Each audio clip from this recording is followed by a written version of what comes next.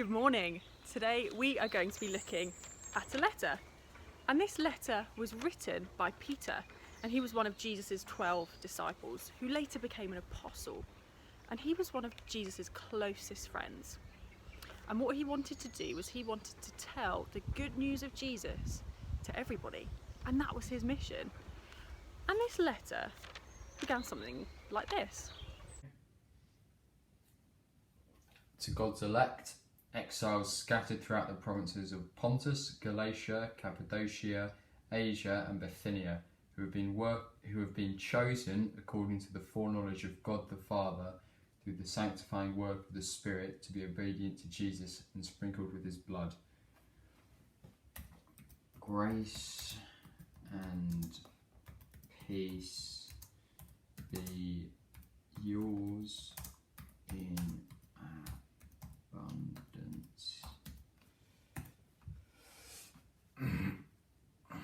And this letter was written to Christians spread in 5 different provinces across the Roman Empire. And the reason why they were spread over these different places is because they were persecuted. This means that they were treated badly for being Christian. So this might be that people told them they didn't want to spend time with them, they didn't want to be their friends, or it meant they couldn't get jobs, so they had to leave. And if you have a look at this map that's in my Bible, you can see that Jerusalem is all the way down here. And then the provinces that he's writing to, all the way up here. So they'd spread from where Jesus had died, all the way up here. So they didn't actually have a choice. They had to pack up their bags and they had to leave. Have you ever felt like a stranger? Maybe that you don't belong?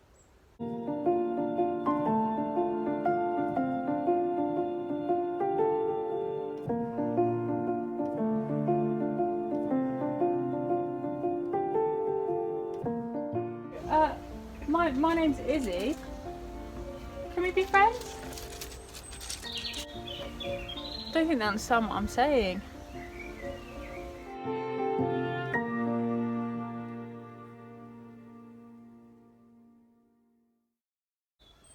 But for us there's really good news, and that's that all over the world there are Christians. There are Christians in Norwich, in our church, there's Christians all over England, and actually over the world there's 2 billion Christians. So if you write the number 2 and then put 9 zeros after it, that's how many Christians there are in the world.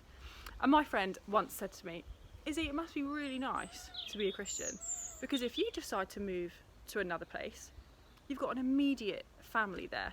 You know that you're going to have a church family to go into. So have a look at this map. This is just in Norwich of the different things that churches and Christian organisations do. Look how many there are. And we are chosen by God the Father. That means all 2 billion. Remember, that's 2 with 9 zeros behind it. We're all chosen by God. And it doesn't matter what you look like, what your name is, what country you come from. We're all chosen and loved by God. And at this time, it was only Jewish people that they thought were saved. But Peter wanted to tell them, no. Jesus died on the cross so that everybody could be saved. My family tree is pretty simple. This is it. We've got mum, dad, big sister, twin sister, younger brother. And we all live really close to each other. We all live in England. But imagine your church family, your Christian family. I think it's going to be a little bit bigger than this. Something more like this. Look at all these different places, just where I know Christians and where our mission partners are. We have Canada, America, Norwich. We're in the middle because we're the most important, obviously. We've got France and Ghana and Cameroon. Compare that to the size of my family tree. This is massive. We have a global family of Christians. Now you're going to have 30 seconds to think of an answer to this question. How does it feel knowing that you're part of a global church family?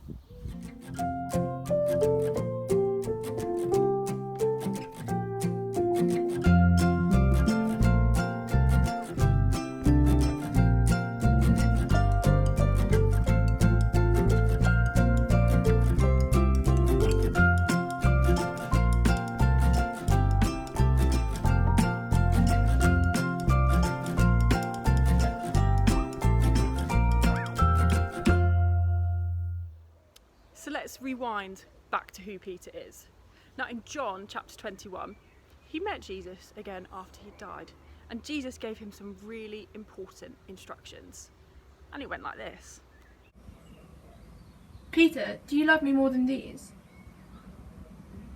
Jesus, you know that I love you. Feed my lambs. Do you love me? Lord, you know that I love you. Take care of my sheep. Do you love me? Do you love me? Lord, you know all things. You know that I love you. Feed my sheep. So it's one thing to say you love Jesus and you want to follow him, and it's a whole nother thing to say, yeah, I'm going to serve you. I'm going to give up things so that I can help others. I'm going to look after your sheep and your lambs. I'm going to give to the needy, and I'm going to tell people all about you.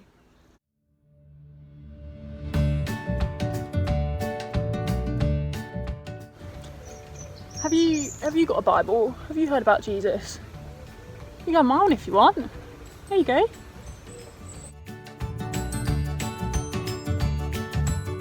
See, Larry the Lamb, there's this guy called Jesus, and he's really amazing. I'd love to tell you about him. Have you got a Bible?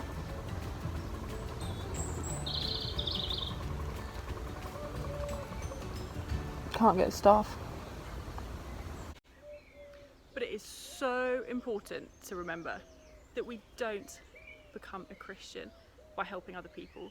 We don't get saved by what we do or how we act. We're saved through our belief in Jesus. We are saved through his death on the cross. And that is what amazing grace is. There's nothing that we can do to deserve being saved or deserve the amount of love that God has for us. But we want to serve Jesus, don't we? So let's have a think about how we could serve people in this time of lockdown. How can you be helping your neighbours and your family and your friends? Just have a little think about it. See what you could do this week.